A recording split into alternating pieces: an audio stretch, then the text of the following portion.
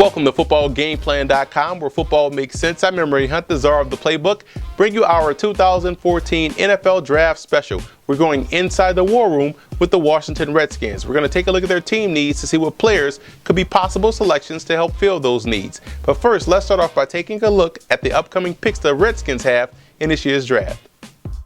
The Redskins come into this draft with 6 selections and no pick in the first round as a result of the RG3 trade. But where the Redskins have to get better, I believe, has to start up front with that offensive line needed to get better inside out. And with this draft being deep in the trenches, I think they'll have a great opportunity to do so. The same can be said for the receiving corps. I know they signed Andre Roberts from the Arizona Cardinals. He's an excellent target, but they have to continue to get better around RG3. Defensively, a lot of the issues were addressed in free agency, but I think they still have to find ways to increase both the talent and the athleticism in the secondary.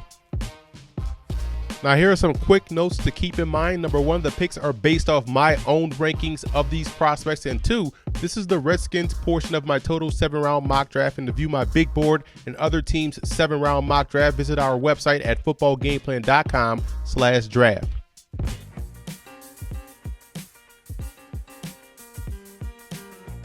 I think Utah State center Tyler Lawson would instantly upgrade the center position for the Redskins. Lawson is the best center prospect in the country, in my honest opinion, who consistently graded out in the 90s. He's athletic and his football IQ is off the charts, and he'd be a great fit for the Redskins.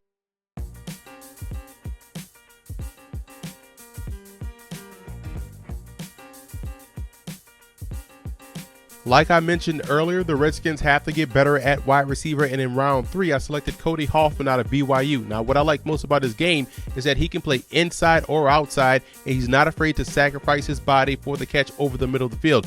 Adding a player like Hoffman could make the Redskins very tough to match up against week in, week out.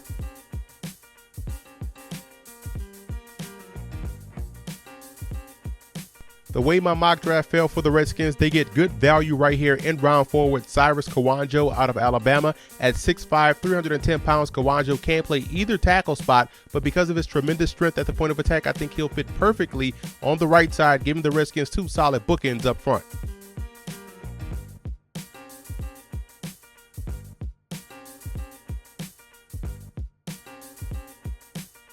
In round 5, I added more receiver help with Mike Davis out of Texas, a silky smooth route runner with great acceleration and the ability to make the contested catch, who is also not afraid to go across the middle of the field.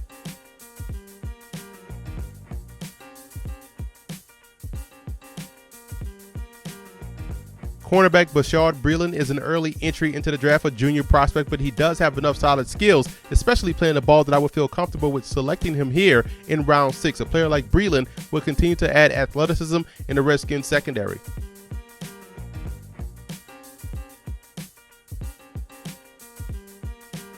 And finally, in round 7, I go back into the secondary with Isaiah Lewis out of Michigan State, who's solid in coverage, but also tends to get over-aggressive at times. But right here in round 7, I think it makes a lot of sense to add a guy like Lewis, who can be a valuable member on the special teams unit, but also adds depth on the back end. Now let's recap my Redskins-only mock draft. You see in the second round with their first selection, Tyler Lawson would make a lot of sense and would be a great player to have along that offensive line. We also added 2 wide receivers in Cody Hoffman and Mike Davis. Cyrus Kouandjio will probably go higher than where I have him here in this mock draft, but he's a very talented player that I think should find a home on the right side. And 2 depth players in the secondary with Bashaud Breeland out of Clemson and Isaiah Lewis out of Michigan State. All in all, this was an excellent draft, in my opinion, for the Redskins. And I also want to give a huge shout out to Redskin fan forums for always showing football game plan support.